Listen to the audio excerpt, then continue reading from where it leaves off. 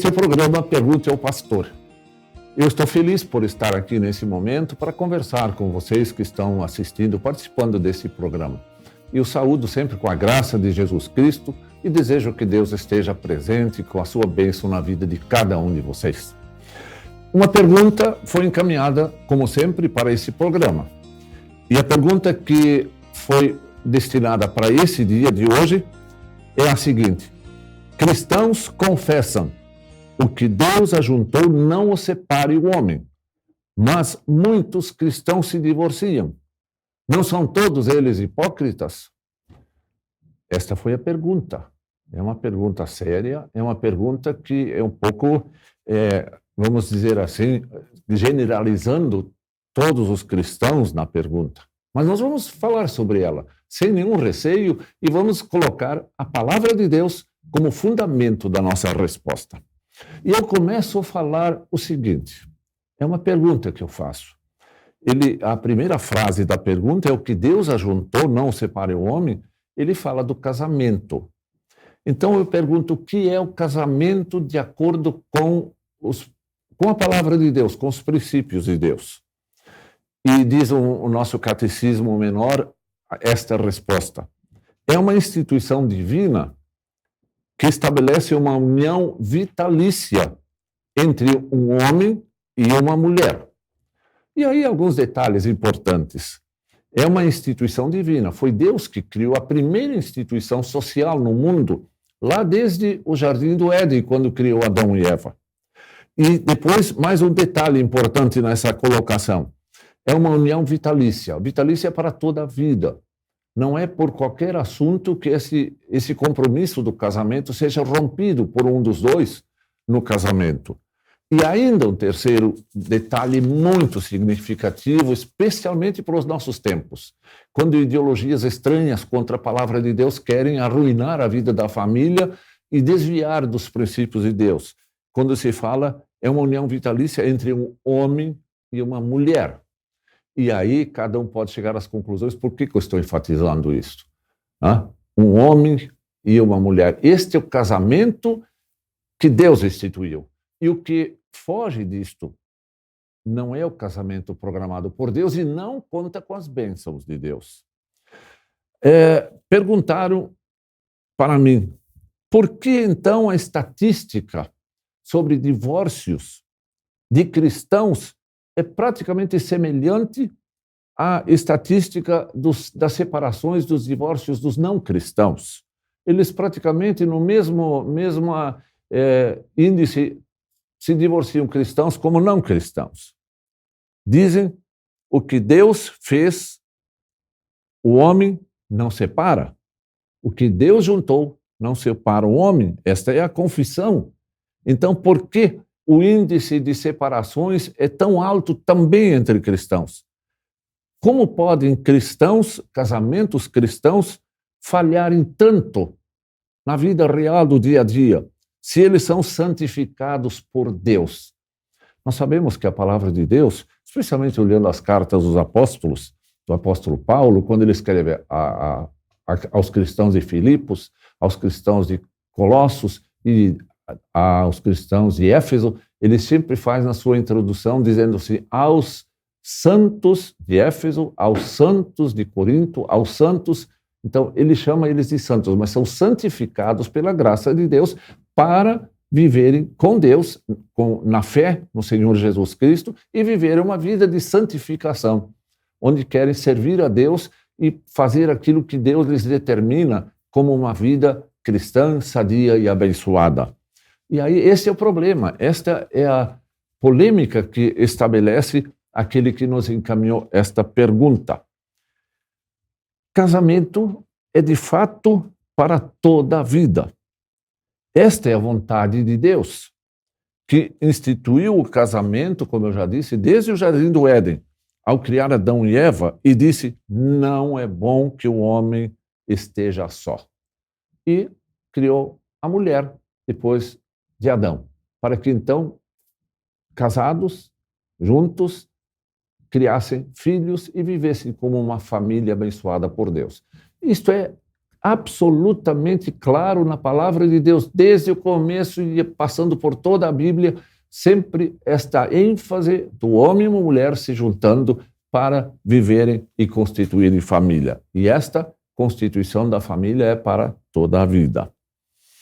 E eu quero ler um texto de Mateus, do Evangelho de Mateus, ou melhor, de Marcos, desculpe, é Marcos capítulo 10, versículo 2 até 12, onde houve uma disputa de pessoas com Jesus.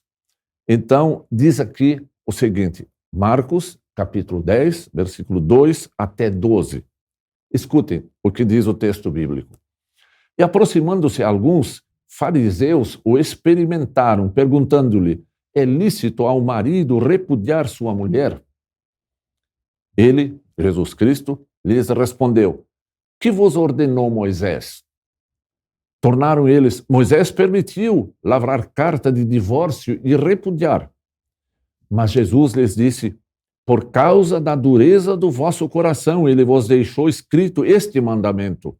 Porém, desde o princípio da criação, Deus os fez homem e mulher. Por isso deixará o homem o seu pai e a sua mãe e unir-se-á à sua mulher. E com a sua mulher serão os dois uma só carne, de modo que já não são dois, mas uma só carne. Portanto, o que Deus ajuntou, não o separe o homem. Absolutamente claro, quando Jesus mesmo, o Mestre, o nosso Salvador, dá a orientação. É claro que ele chamou a atenção sobre o que Moisés permitiu lavrar carta de divórcio, é para a proteção da mulher, porque a mulher naquele tempo era repudiada, era desprezada por qualquer incompatibilidade de gênios ou por qualquer probleminha. O homem simplesmente mandava a mulher embora e ela era exposta na sociedade e era desprezada, ridicularizada, era perseguida. Então, Deus permitiu que Moisés lavrasse uma carta de divórcio declarando, entregando para a mulher uma carta dizendo que ela não cometeu nada grave, que ela não era uma adúltera, mas que era uma pessoa que merece ser respeitada. Então, esse é um documento, tipo um salvo-conduto para as mulheres daquela época. Era uma proteção de Deus para as mulheres que eram tão maltratadas naquele tempo. Aliás, até hoje, em muitos casos também. Então, esse texto deixa absolutamente claro que o casamento é uma união vitalícia. O que Deus ajuntou, não o separe o homem, versículo 9 de Marcos, capítulo 10. Nós precisamos lembrar aqui, nessa altura, que o Evangelho, a palavra de Deus, não foi escrita para aquele tempo apenas. Ela é uma palavra atemporal, significa não para um determinado tempo.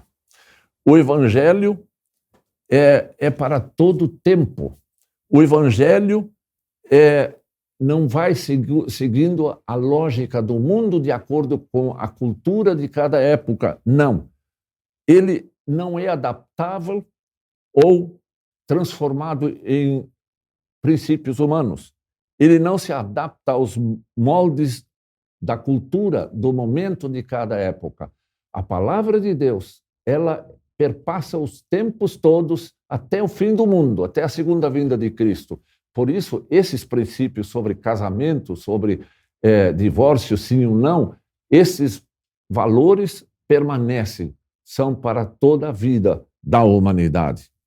Então, o Evangelho nos recorda sempre como uma verdade que ultrapassa os condicionamentos temporais e tem como objetivo valorizar o homem e a mulher para além de qualquer prejuízo ou ideologia que andam pelo mundo. Nós sabemos que hoje temos muitos problemas com relação ao casamento, à sexualidade, à vida conjugal, a gênero, e são princípios, são ideias que atingem, são ideologias perniciosas para a vida dos cristãos. É lamentável que hoje muitos consideram o divórcio algo muito comum, não muito sério, mas ignoram a seriedade do que Deus estabelece para o casamento, para a vida familiar. Escreveu um autor, eu li um artigo, ele disse assim: se o casamento fosse simplesmente uma convenção humana ou uma invenção humana semelhante a uma parceria de negócios ou associação a um clube, então as pessoas estariam livres para entrar e sair à vontade do casamento como se fosse uma aventura temporária. Não é uma aventura temporária.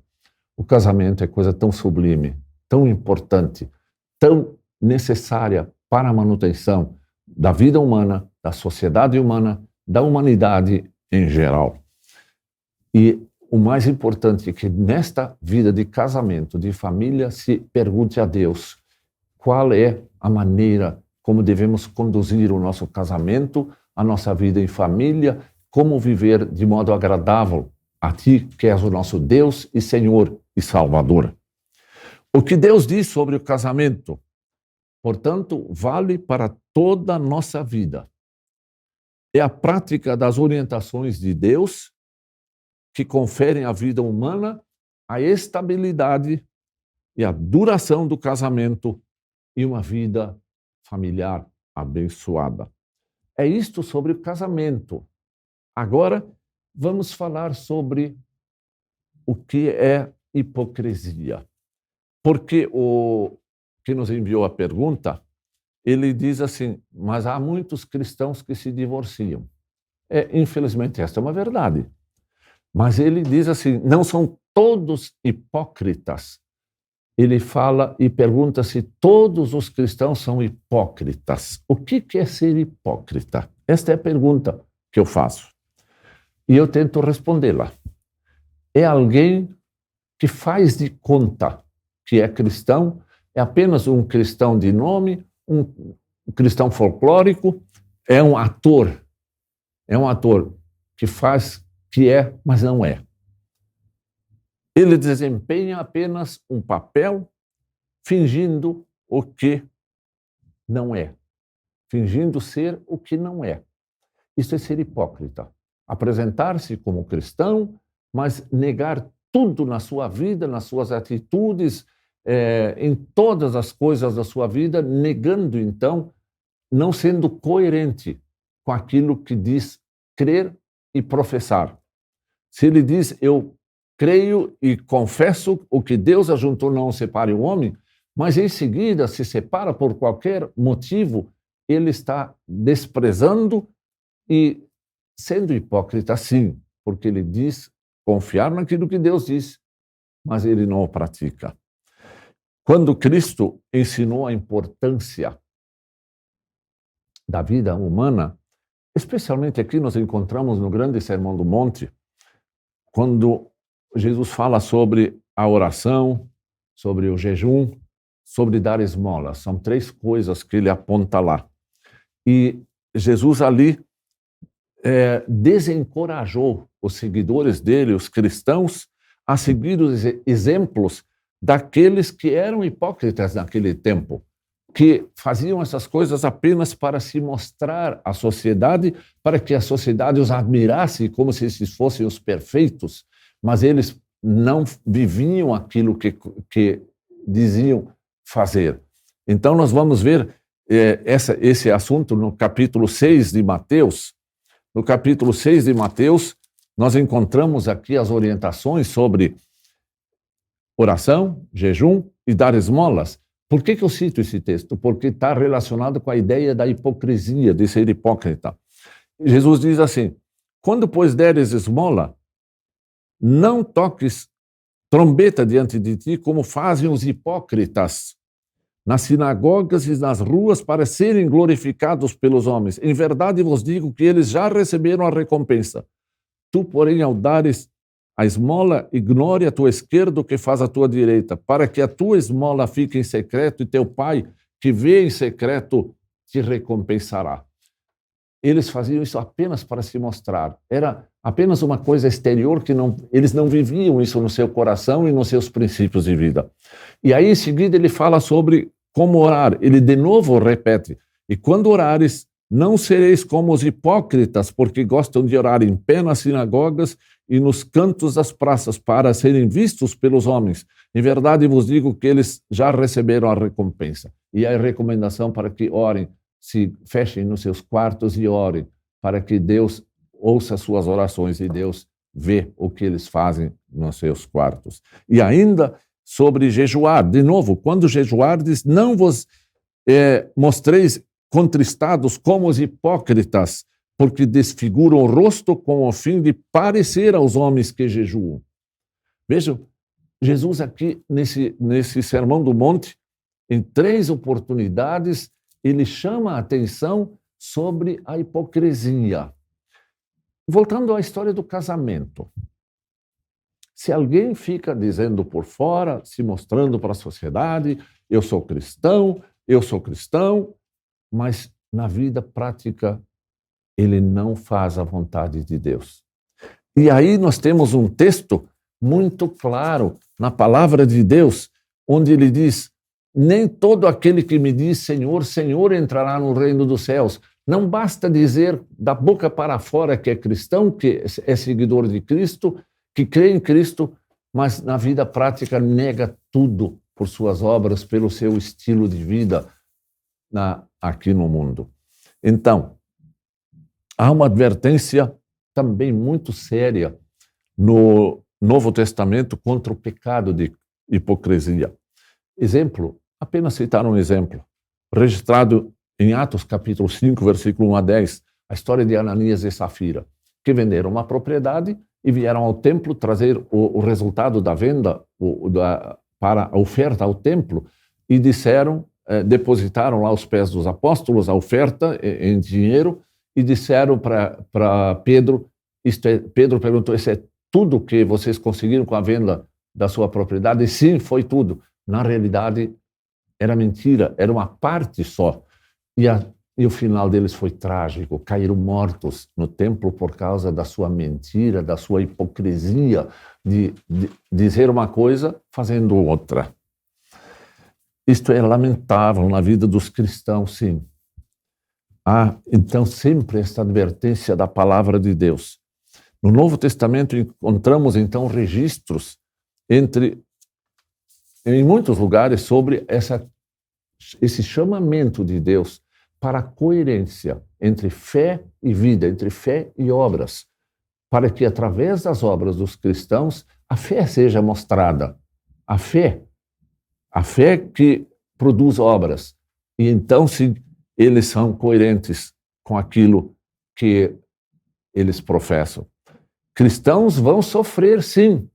E aí é uma das palavras muito importantes nessa pergunta. Os cristãos não são perfeitos, embora com fé, embora perdoados pela graça de Deus quando se arrependem e creem em Cristo. Eles sempre ainda são imperfeitos neste mundo. E eles estão sujeitos a tentações do mundo, de Satanás, do mundo. A própria carne humana tenta as pessoas, os cristãos. E precisamos sempre ter cuidado para não cairmos nas tentações e sermos vencidos pelas tentações. No casamento, isso é bem possível, alguém ser atraído para fugir do casamento e quebrar o casamento procurando outra vida com outras pessoas. Então, o apóstolo Paulo escreve aos Coríntios, capítulo 10, versículo 12, aquele que pensa estar em pé, veja que não caia. Olha, essa advertência é muito séria, porque o risco existe de o cristão cair quando ele se descuida. E os casais devem se apegar muito à palavra de Deus, para que sempre tenham forças para superar as tentações para o pecado, para o adultério, para a fornicação, é uma palavra bíblica, para que eles permaneçam juntos, fiéis um ao outro, e assim serem abençoados o casal e seus filhos, seus netos, enfim, as gerações, todas as gerações. Nem sempre os cristãos têm uma vida fácil.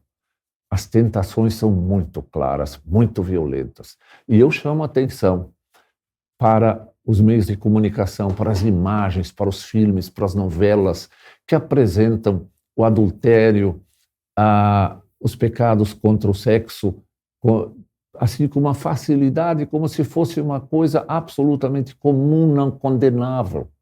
E esse é o risco quando os cristãos apreciam essas coisas na TV, nos meios de comunicação, e não têm um critério, não têm um discernimento, e não peçam a Deus para que os livre de cair nessas tentações, de serem impactados por essas ideias e de serem desviados de Deus.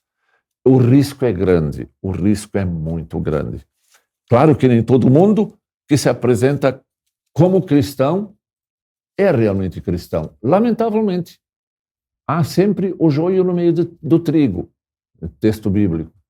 Há aqueles que dizem Senhor, Senhor, mas Jesus, conhecendo eles, diz, eu não os conheci, eu não os conheço, diz o texto bíblico.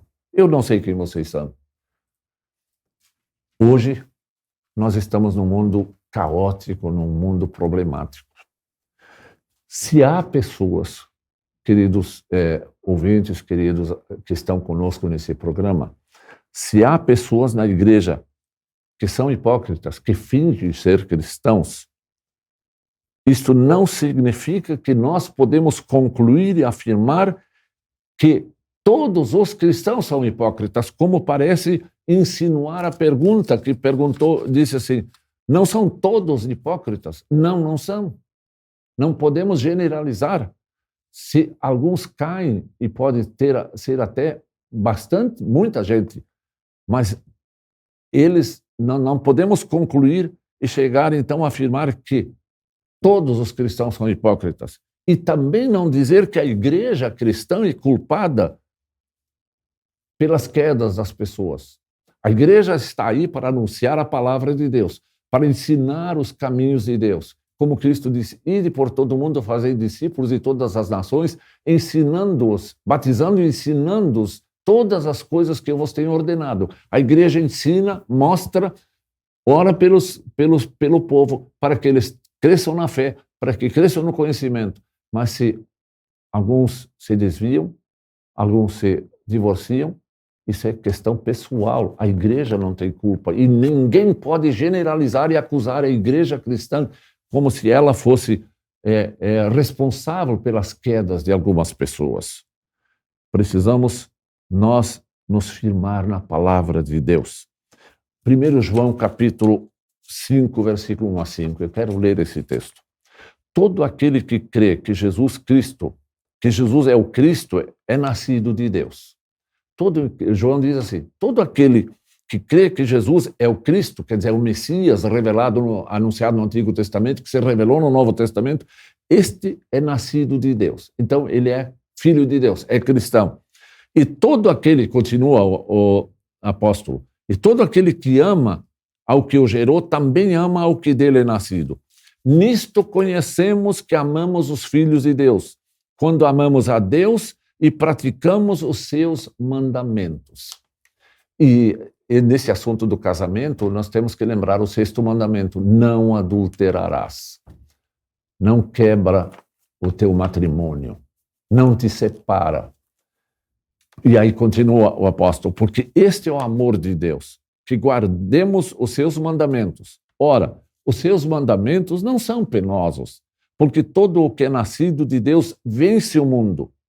E esta é a vitória que vence o mundo, a nossa fé, a fé em Jesus Cristo. Quem é o que vence o mundo? Pergunta o João. Senão aquele que crê ser Jesus, o Filho de Deus? Vejam, ele aponta para os filhos de Deus, eles são filhos porque creem em Cristo. E Deus lhes assiste com a sua graça, com o seu Santo Espírito, fortalece a sua fé. E com esta fé, quando alguém se apega com esta fé na graça de Deus, no amor de Deus, na proteção de Deus, ele vence as tentações. Quem vacila, quem não vigia, ele pode cair.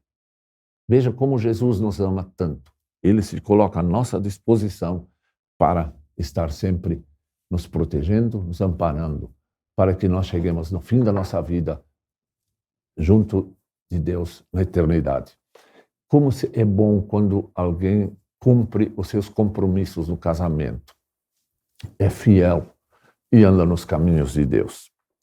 E o amor, que é aquela cola entre o homem e uma mulher. O amor é que solidifica a vida cristã entre o homem e a mulher, o marido e a esposa. E para isso eu quero terminar hoje a nossa reflexão, a nossa resposta, com o texto magnífico que o apóstolo Paulo escreve aos Coríntios, capítulo 13, falando do amor. E que este amor seja de fato praticado.